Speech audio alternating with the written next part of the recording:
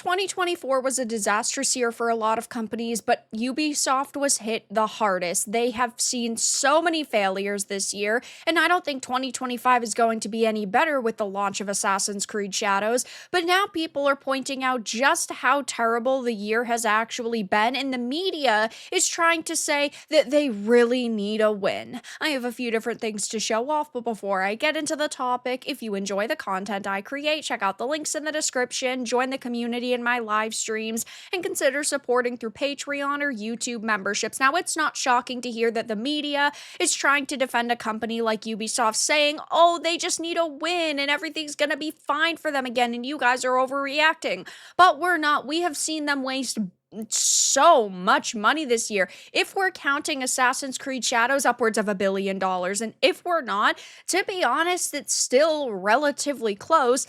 But while PC Gamer is sitting here saying Assassin's Creed Shadows is Ubisoft's final chance to survive, gamers are pointing out just how bad even 2023 to now has been for them because of things like staff layoffs. So here is their list of failures over roughly the past year. Avatar Frontiers of Pandora failed to bring in the players. I streamed this and I could not believe how bad this game was. I was initially very excited, hoping that they were going to have a lot of lore jam-packed into this. We were going to see really cool, unique environments and mechanics, and it really just felt like a basic, generic Ubisoft game with a brand new shiny skin. I was so disappointed. And then they had the gall to charge $20 for DLC when nobody was playing it. So that was a flop. Prince of Persia: The Lost Crown underperformed. This is a game that a lot of people were pretty excited for initially, but it got completely overshadowed by Pal World. And while I still have not played it, I've seen a lot of gameplay and it seems decent, but it also hasn't grabbed me to the point where I'm like, oh, I really want to play this. We've been waiting years for the sands of time that we're never going to get at this point. So that also did not help its case. Skull and Bones did not make a splash. This is a game that was rumored to have cost them $400 million to make, so they wanted to make upwards of $1 billion on it. It was supposed to be their first quadruple A game. It's the first time a company had ever really marketed a game as quadruple A, and well, it was a quadruple A failure, that's for sure. They're still trying to keep it alive, even though nobody's playing it. The Division Heartland was canceled. We don't know how far into development this was, but when we see a company starting to cancel games, you know that things are going really, really bad for them, because there will be companies that will keep a project alive as long as possible because they think it could turn into something, but they gave up on that. Prince of Persia: The Sands of Time was pushed back to 2026, making the fourth delay, may I add. So insane.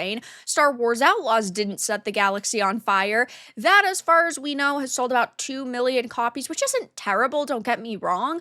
But on the flip side, when we see other Star Wars games that have come out over the past few years, like Jedi Fallen Order and Jedi Survivor, which have sold a combined total of 15 million copies, you have to question what they could have done differently with Outlaws, but I think they would have had to scrap what they created because it really was a mediocre experience. I didn't think K-Vest was a terrible character, though a lot of the interactions with other characters were pretty questionable. Then, of course, you had day one paywalled content, which was insane.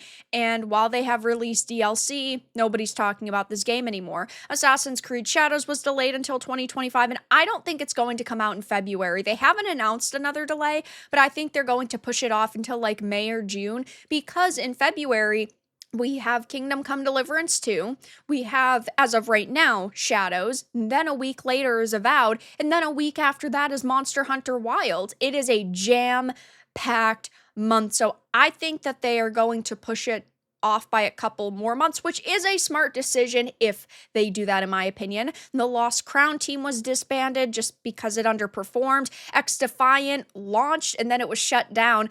I was initially super excited for X Defiant as well. They had been marketing it as the COD killer for years, and well, Call of Duty survived because they waited years to release this game, and then they changed things from the betas, like time to kill, which was really disappointing. They were not adding a lot of new maps or characters.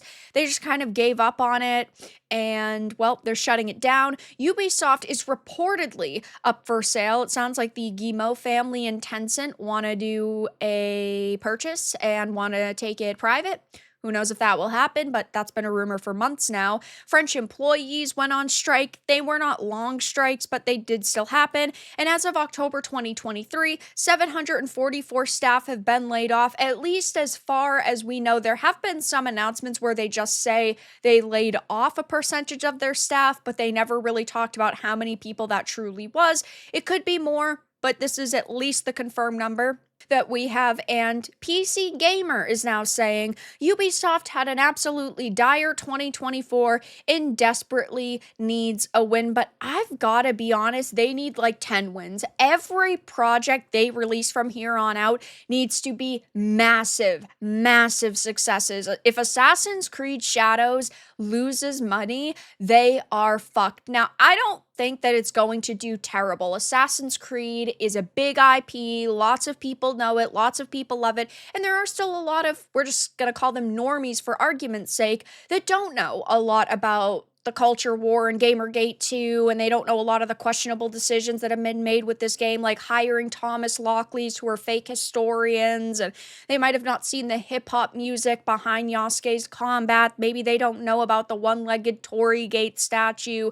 And sure, there are going to be people who are going to buy it. There's going to be a lot of people who play it, but this needs to double their money, triple their money at this point. They need to make at least $1 billion on this title for it to be seen as a really big success. Now, of course, if this will happen, who knows? And we don't even really know about what else they want to do with their 2025, but they need to make a splash, and very quickly. And now gamers are, of course, pointing and laughing, saying, I don't give a fuck. And it is hard to care about a company like Ubisoft, who has, over the past couple of years, completely ignored what real gamers want. They're too worried about chasing those sweet, sweet ESG dollars. They're too worried about pushing diversity, equity, and inclusion initiatives at their company to recognize that you need to have players or else you don't have a company. So the longer they focus on initiatives, the more they're pushing people away and they're forgetting our existence, and the quicker their company is going to die. People are saying things like the stakes for AAA games now are too high for them to roll the dice on woke DEI nonsense when video game budgets for the big franchises are now in the hundreds of millions of dollars and they take years to go from start of development to release. You can't have flops, which is definitely true. One big flop and a studio can go under. Look at something like Firewalk Studios. We heard that Sony banked $400 million on Concord, from the initial publishing and exclusive deals to buying Firewalk to pumping more money into it, and Firewalk was shut down. And of course, Sony is the biggest company within the gaming industry, so it isn't life or death for them, but it certainly was for Firewalk Studios. And well, they weren't able to turn things around, and that is why Ubisoft is done. Thank gosh. Ubisoft financial turmoil points towards imminent bankruptcy in 2025, according to rumors and analysts, which isn't shocking. So Ubisoft's last hope is a game that is objectively controversial. Just make a ninja game, Ubisoft. It's what fans want. People have been asking for an Assassin's Creed set in Japan for years, and this is the best that they could give us. If they hired legitimate historians, maybe things could have been different for them, but they have already double, tripled, and quadrupled down, so there's no saving themselves now. And I, again, don't necessarily think Assassin's Creed Shadows is going to be the biggest bomb in the video game industry of all time, but I also think that it is going to be tough for them to change the public perception. It's like with Rachel Zegler and Snow White. There are going to be a ton of people who refuse to see Snow White because of Rachel Zegler. Even if they, have the amount of time that she was in the movie, people are still not going to see it. It was like with Aquaman and The Lost Kingdom. Amber Heard was still in the movie. Even though she was only in the movie for 30 seconds, it still faced massive boycotts and did not make money.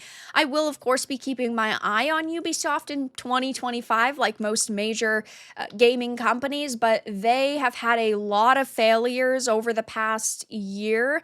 And, going back, we'll say 2 years for argument's sake, because that's when layoffs started, though it doesn't look like ultimately they are going to have a successful 2025, and we might even see a potential bankruptcy. We could see the company going private. Who knows? But as of right now, they're looking like they're pretty fucked. But that's all that I had to discuss in this video. Let everyone know your thoughts in the comments below. If you enjoyed this, give it a like, and if you didn't, give it a dislike. I appreciate your support either way, but I'll talk to you all again in the next video really soon.